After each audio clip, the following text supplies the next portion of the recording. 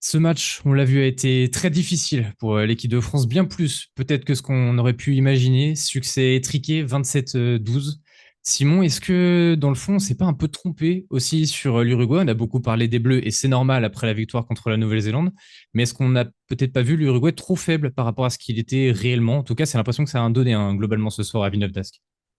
C'est la crainte qu'on peut avoir par rapport à l'approche que le 15 de France et son staff ont eu de ce match. Et c'est une crainte qu'on pouvait avoir avant la rencontre d'ailleurs, quand on voit 12 changements sur 15, c'est quand même assez radical comme turnover. Et il n'y a pas que ce nombre de 12, il y a aussi les postes en question et les joueurs en question. Quand tu changes toute ta colonne vertébrale, à savoir l'axe 2, 8, 9, 10, 15, et qu'en plus, dans cet axe, tu as quand même, excusé du peu, Antoine Dupont, par exemple, pour ne citer que lui, c'est forcément que Petit exemple. voilà, petit exemple, que tu fais passer un message plus ou moins conscient tout de même au groupe que voilà, aujourd'hui, c'est l'heure des doublures face à une équipe d'un standing différent.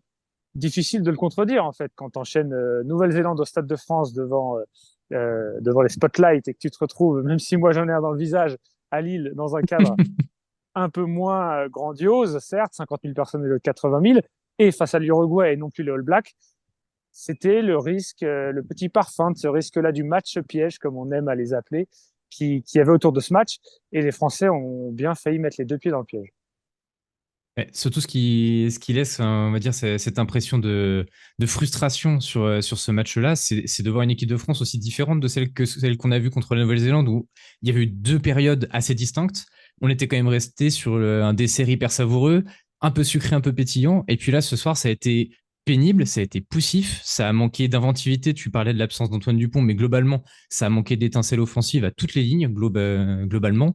Et ce qui ressort peut-être aussi, c'est que cette équipe de France-là, peut-être, on va pas aller jusqu'à dire qu'elle n'était pas préparée à jouer une équipe comme ça, mais c'est un style de jeu qu'on rencontre assez peu en Europe, d'une équipe qui est très courageuse, très valeureuse, qui est là très clairement pour rentrer dans la bouche de son adversaire. C'est ce qu'ils ont très bien fait les Uruguayens, ils nous ont beaucoup déréglé. Et on a l'impression que ces Français-là étaient presque pas prêts à ce combat-là, en tout cas. Et la façon dont on le présente, d'ailleurs, je trouve, de manière tout de même assez négative pour un succès avec 15 points d'écart en Coupe du Monde, ça dit aussi la vision qu'on a de cette équipe, les attentes qu'on a autour de cette équipe. Et peut-être que c'est une façon de détourner la question initiale d'un staff des Bleus qui aurait un peu trop pris de haut ou pas ces Uruguayens. C'est peut-être nous, médias, suiveurs, c'est peut-être l'entourage de l'équipe de France qui a sous-estimé l'Uruguay. Parce qu'on le rappelle dans nos articles que l'Uruguay avait battu il y a 4 ans de 3 points les Fidji. Hmm. Raphaël Ibanez soulignait qu'il y avait quand même une continuité entre les équipes d'Uruguay de l'édition précédente et de celle-ci. Non pas que les journalistes en conférence de presse ce mercredi n'y croyaient pas, mais on avait un peu l'impression que c'était un discours convenu. Et même si on entendait le fait de respecter l'adversaire, il y avait quand même des questions provocatrices de la part de certains confrères sur l'écart qu'il y aurait au bout. Et puis, soyons aussi honnêtes et remettons-nous aux questions. On considérait que ces 12 changements dans le 15 de départ n'étaient pas un risque énorme et qu'il y avait potentiellement une différence de classe très importante entre les deux équipes. Donc, on se retrouve à, voilà, à voir pas les mines déconfites, mais à présenter les choses de manière relativement négative alors que c'est un succès. C'est un succès 27-12 après un succès 27-13. La progression est notable.